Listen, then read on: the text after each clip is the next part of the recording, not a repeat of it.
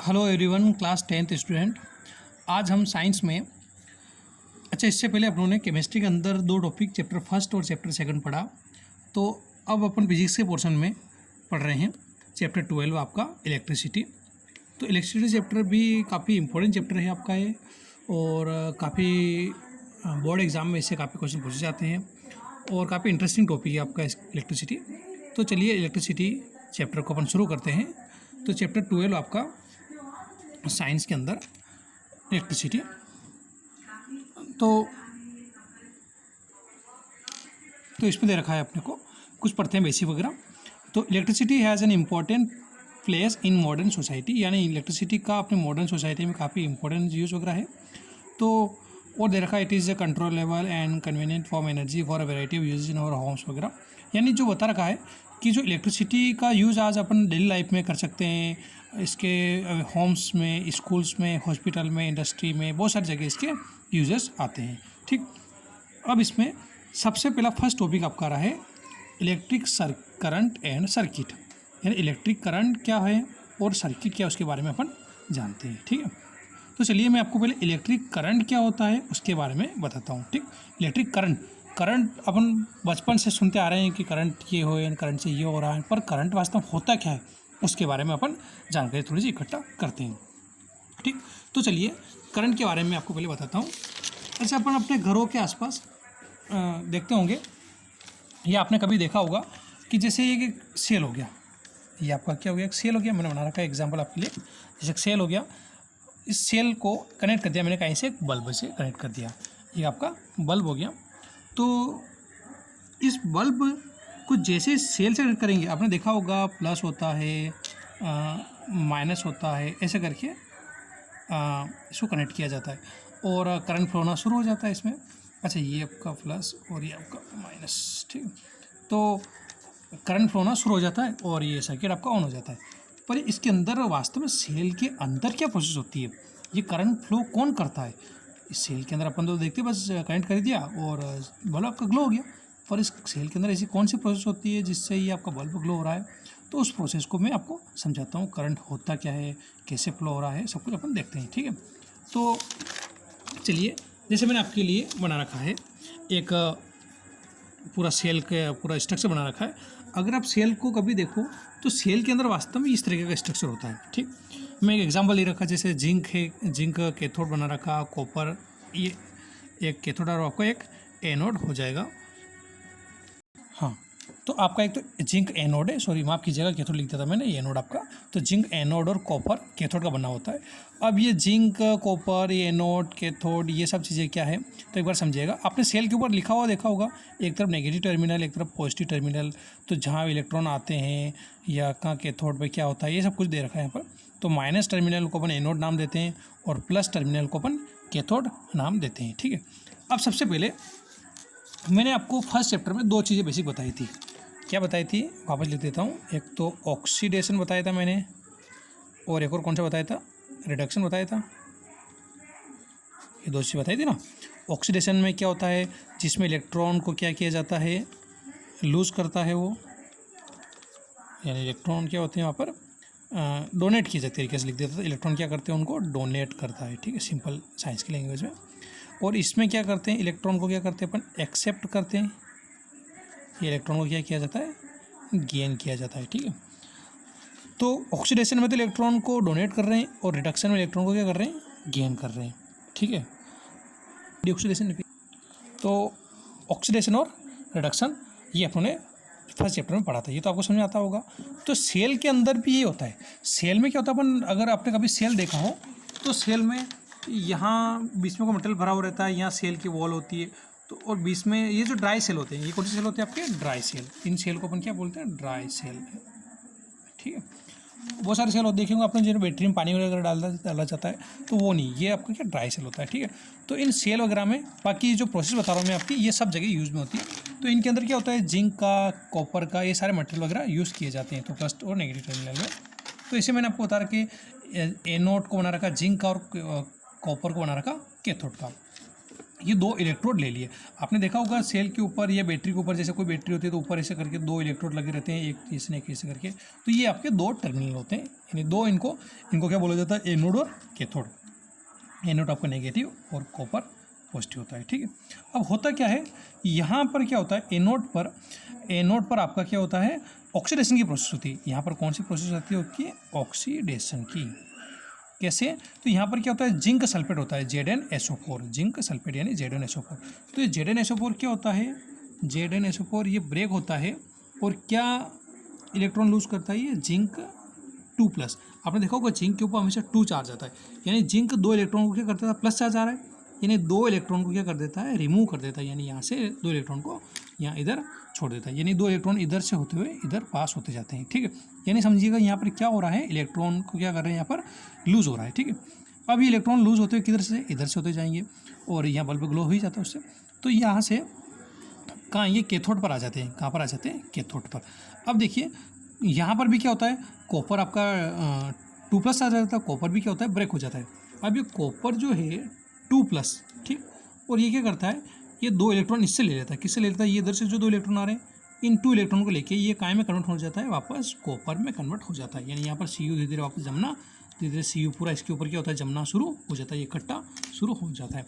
या आप जब मेटल को प्योर मेटल कैसे करते हैं, तो वहाँ पर भी इस प्रोसेस को पढ़ोगे, इलेक्ट्रोलाइसिस के अंदर भी पढ़ोगे। तो यहाँ पर कॉपर क्या होता है, इसके ऊपर जमना शुरू हो जाता है।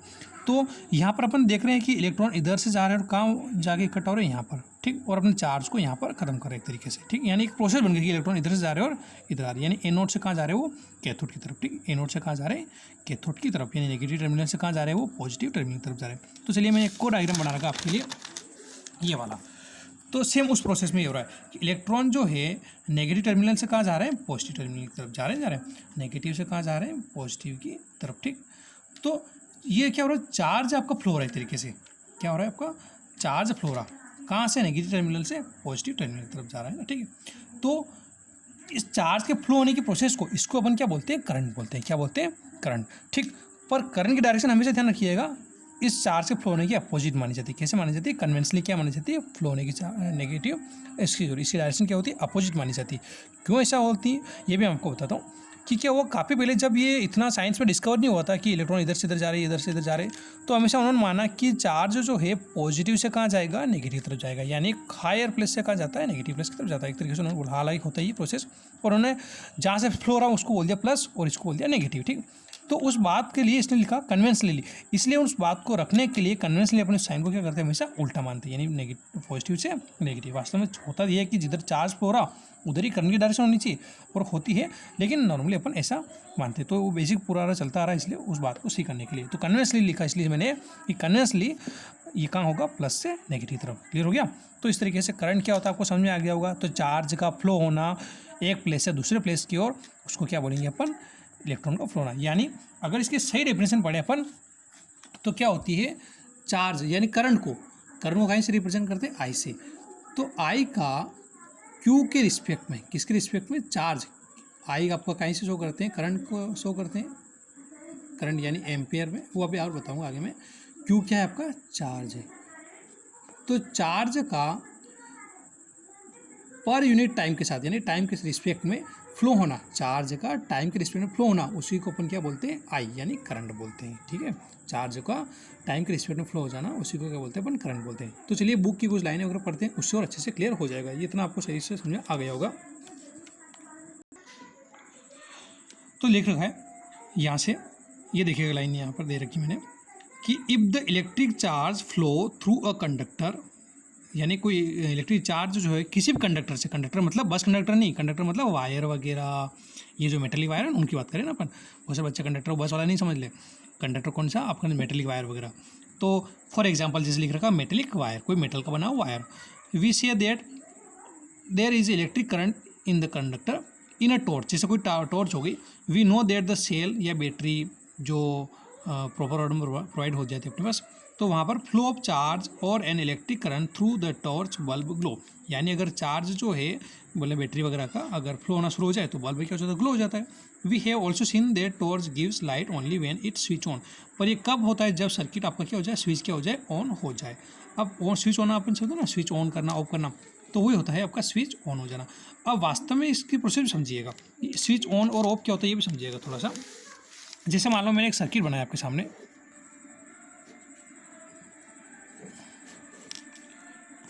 कि जैसे एक सर्किट बना रखा मैंने, एक सिंपल सर्किट बना दिया, ठीक है, और यहाँ पर की लगा दी, ठीक, ये आपका बैटरी हो गई यहाँ पर, और ये बल्ब हो गया। सपोज करो अगर मान लो यहाँ पर मैंने ऐसा करके बना रखा, यानी यहाँ पर क्या लगा रखी, की लगा रखी, क्या लगा रखी, की, यानी फिर इसमें चार्ज फ्लो हो रहा है, ठीक, इसमें क्या हो रहा है, चार्ज फ्लो हो रहा है, और ये आपका बल्ब ग्लो कर रहा है, ठीक। पर अगर ऐसा कर दूं मैं कि यहाँ पर बल्ब आपका, और अब यहाँ पर कोई की नहीं लगा रखी मैंने, मतलब कोई स्विच नहीं दबा रखा, तो फिर ये सर्किट क्या हो गया, ओपन हो गया, क्या हो गया, ओपन हो गया। क्लियर है, यहाँ पर सर्किट अभी ऑफ है और यहाँ पर क्या हो गया, ओपन हो गया, यानी सर्किट अभी खुला हुआ है, अभी करंट फ्लो नहीं हो रहा, लेकिन अगर सर्किट ऑफ हो गया तो सर्किट में करंट फ्लो हो रहा है, ठीक। क्लियर हो रही सबको बात। तो यानी इस कंडीशन में कहेंगे सर्किट क्या आपका ऑन है, सर्किट क्या आपका ऑन है, सॉरी, सर्किट क्या हो जाएगा, ऑन हो जाएगा, और ओपन है यानी वो ऑफ है आपका, ठीक है।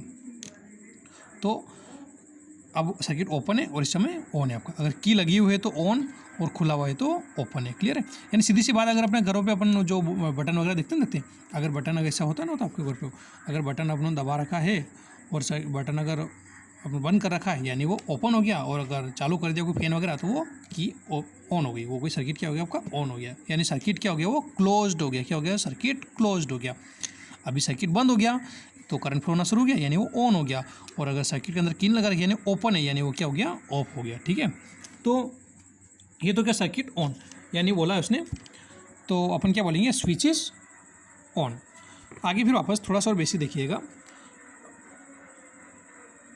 A continuous and closed path of electric current is called electric circuit.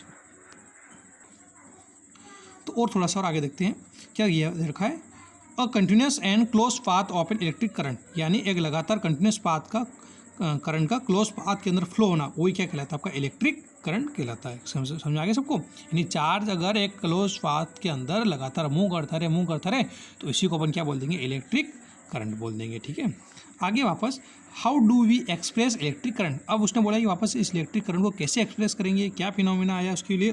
तो देखिए आगे दे रखा है, electric current is expressed by the amount of charge, यानी इलेक्ट्रिक करंट को कैसे एक्सप्रेस करेंगे, तो जो चार्ज का जो अमाउंट है फ्लो हो रहा है एक पर्टिकुलर एरिया के अंदर एक यूनिट टाइम में, उसी को क्या बोलेंगे अपन, आपका करंट बोल देंगे। या और बोला था आगे, other words it is the rate of flow of electric charge, यानी ये क्या है, वास्तव में चार्ज के फ्लो होने की रेट है। यानी मैंने आपको अभी बताया कि ये जो यहाँ पर लिख रखा है, कि जैसे लिख रखा मैंने कि जो करंट है आपका, ये चार्ज के फ्लो होने की रेट है, या टी आर टाइम, यानी ये रेट को शो कर रहा है। तो करंट क्या है, वास्तव में चार्ज के फ्लो होने की रेट। इसको कैसे पढ़ेंगे, I equals to Q upon T, लेकिन अगर ऐसे लैंग्वेज लिखना हो तो क्या लिखेंगे, करंट क्या है वास्तव में, तो करंट जो है चार्ज के फ्लो होने की रेट है। कभी डिफिनेशन आ जाए कि what is the current, current क्या है, तो चार्ज के फ्लो होने की क्या है, ये आपकी रेट हो जाएगी, तो इसी को क्या बोलेंगे अपन, करंट बोलेंगे, ठीक है। आगे चलते वापस, electrons were not known at the time when the phenomena of electricity was first observe. फिर आगे बोल रखा है कि जब दे रखा है, सॉरी, आगे दे रखा है, electrons were not known at the time when the phenomena of electricity was first observe, यानी इलेक्ट्रॉन को उस समय डिस्कवर नहीं किया गया था जब इलेक्ट्रिसिटी का फिनोमेना आया था, इलेक्ट्रिसिटी डिस्कवर हो चुकी थी। So electric current was considered to be flow of positive charge, इसलिए मान लिया गया कि इलेक्ट्रिक करंट कहाँ से पास होता है, आपका पॉजिटिव चार्ज है। मैंने आपको भी बताया था कि इलेक्ट्रिक करंट कैसे मान लिया उन लोगों ने, कि पॉजिटिव से, and the direction of flow of positive charge was taken to be direction of electric current, और मान लिया कि जिधर से चार्ज फ्लो हो रहा वो पॉजिटिव आपका, इसलिए उसी को क्या बोल दिया, इलेक्ट्रिक करंट की डायरेक्शन मान ली, ठीक है। पर कन्वेंसली in an electric circuit the direction of electric current is taken as opposite to the direction of flow of electrons which are negative charge, यानी अभी मैंने आपको बताया था कि जो डायरेक्शन है, यहाँ बताया था मैंने आपको भी, क्या दे रखा उन्होंने कि चार्ज की फ्लो होने की डायरेक्शन तो इधर थी आपकी, लेकिन करंट की डायरेक्शन क्या मान रहे इधर, क्यों, क्योंकि उस समय जब करंट का डिस्कवर हुआ था तो उस समय नहीं पता था, इसलिए उस बात को सही करने के लिए अभी भी मानते हैं ये पॉजिटिव का फ्लो होता है नेगेटिव, लेकिन वास्तव में रियल बात तो ये है कि चार्ज फ्लो हो रहा है आपका नेगेटिव से पॉजिटिव तरफ, तो करंट की डायरेक्शन भी क्या होगी, ये होगी। क्लियर हो रहा है सबको, ये थोड़ा सा बेसिक चीज़ अपनों पढ़ी अभी, तो आपको समझ आ गया होगा इलेक्ट्रिक करंट क्या होता है, चार्ज क्या होता है, कैसे चार्ज फ्लो होता है, ये इतना क्लियर हो गया होगा, ठीक है। सीधी सी बात है कि कोई भी चीज़ फ्लो होती है तो आपकी हायर से लोअर प्लेस की तरफ फ्लो होती है, ठीक है। अब आगे थोड़ा सा और देखते हैं। यहाँ पे एक वर्ड और आया था, वो चलो मैं आपको अभी पहले आगे ही करवा देता हूँ। तो बोल रखा if net charge Q flow across any cross section conductor, यानी अगर चार्ज क्यू जो है किसी क्रॉस सेक्शन के अंदर कंडक्टर के अंदर फ्लो होगा टाइम टी में और करंट आई, तो आई इक्वल्स टू क्या बनेगा, क्यू अपॉन टी बन जाएगा। आगे दे रखा है the SI unit of electric charge is coulomb, यानी जो चार्ज क्यू है इसकी एसआई यूनिट क्या है, सी यानी कूलम। ये इंपॉर्टेंट क्वेश्चन है, ऑब्जेक्टिव में ध्यान रखिएगा, कभी भी पूछ लेते हैं कि इलेक्ट्रिक चार्ज की एसआई यूनिट क्या है, तो कूलम। इसको काहे से रिप्रेजेंट करते हैं, तो सी से, ठीक है। आगे which is equivalent to the charge obtain by nearly 6 × 10⁻18 electron, और ये कितना होती है, तो 1 कूलम किसके इक्वल होता है, तो 6 × 10⁻18 इलेक्ट्रॉन के इक्वल होता है। We know that electron passes a negative charge of 1.6 × 10⁻19 coulomb, और इलेक्ट्रॉन पे कितना चार्ज होता है आपका, 1.6 × 10⁻19। ये सारे ऑब्जेक्टिव क्वेश्चन इन पर पूछ जाते हैं, वैसे आपको मैम ने सेंड कर दिए होंगे, एक बार देख लेना। आगे है the electric current is expressed by unit called ampere, a very important question कि करंट की यूनिट क्या है, तो करंट की यूनिट क्या आपकी एम्पियर। तो लिखिए करंट आई जो है इसकी यूनिट क्या है, तो लिखते हैं यूनिट ऑफ करंट इज क्या हो जाएगी आपकी, एम्पियर। क्लियर है। और इसको कैसे स्वरूप करते हैं, कैपिटल ए से। कैपिटल ए से ध्यान रखिएगा, साइंस पढ़ रहे हैं अपन, ना कि इंग्लिश पढ़ रहे हैं। ऐसा नहीं कि बहुत सारा बच्चा कल लिख के बता सर एम्पियर ए हो गया, ये गलत हो जाएगा। साइंस में जो लिखा हो वैसे ही, अगर एम्पियर है तो कैपिटल ए। क्लियर है, ऐसा नहीं छोटा मोटा लिख दिया। करंट की यूनिट क्या होगी, एम्पियर, कैपिटल ए, ठीक है। आगे है name after the French scientist entry मेरे एम्पियर, तो जो साइंटिस्ट थे उनके नाम पर एम्पियर, जो उनका नाम था, सरनेम था, उनके ऊपर इसको लिखा गया। आगे है 1 ampere is constituted by the flow of 1 coulomb of charge, यानी वास्तव में अगर एक डेफिनेशन अभी आएगी, क्वेश्चन आएगा कि 1 एम्पियर की डेफिनेशन क्या है बताइए, तो देखिए मैं बताता हूँ आपको। अपन पढ़ा भी आई इक्वल्स टू क्या है, क्यू अपॉन टी। अब आएगा कि 1 एम्पियर क्या बताइए, 1 एम्पियर क्या है बताइए, तो 1 एम्पियर की डेफिनेशन में बताता हूँ। अच्छा आई की वैल्यू 1 कब मिलेगी, आई की वैल्यू 1 कब मिलेगी, तो मैं आपको बता रहा हूँ यहाँ पर, जब क्यू भी कितना हो जाए, 1 कूलम हो जाए, और टी भी कितना हो जाए, 1 सेकंड हो जाए। मान लो कितना हो जाए आपका, 1 सेकंड, तो 1/1 कितना आएगा, 1 ही आएगा, यानी 1 एम्पियर बन जाएगा, तभी आई 1 मिलेगा ना। तो यानी 1 कूलम चार्ज अगर किसी सर्किट में 1 सेकंड तक, यानी 1 कूलम चार्ज अगर 1 सेकंड तक फ्लो होगा तो उसी को अपन क्या बोलेंगे, 1 एम्पियर। ये आपकी 1 एम्पियर की डेफिनेशन होगी। ये अभी आगे फर्स्ट सेकंड थर्ड क्वेश्चन आएगा अभी क्वेश्चन टाइम में, तो उसकी डेफिनेशन में मैं भी समझा रहा हूँ, ठीक है।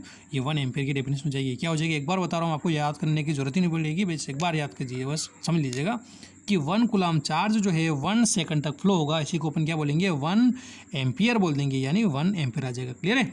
तो आगे देखते हैं, तो लिखा मैंने क्या है इसकी definition, 1 ampere is constituted by the flow of 1 coulomb charge of पर सेकंड, यानी 1 एम्पियर क्या होगा, तो 1 कूलम चार्ज अगर पर सेकंड तक, यानी 1 सेकंड तक फ्लो होगा तो उसी को क्या बोलेंगे अपन, 1 एम्पियर, ठीक है। आगे चलते हैं और ये एक बार ये पढ़ लेना, सिंपल बेसिक वगैरह है, देख लीजिएगा। ये कभी आ जाएगा 1 मिली एम्पियर में कितना होता है, ये 1 मिली एम्पियर यानी 10⁻³ या और 1 माइक्रो एम्पियर, ये म्यू, इसको पढ़ते हैं म्यू, कौन सा म्यू का सिंबल ऐसे करके, कैसे हो जाएगा आपका म्यू इस तरीके से, ठीक है। और माइक्रो के लिए ये 1 माइक्रो एम्पियर कितना होता है, तो 10⁻³ एम्पियर, और 1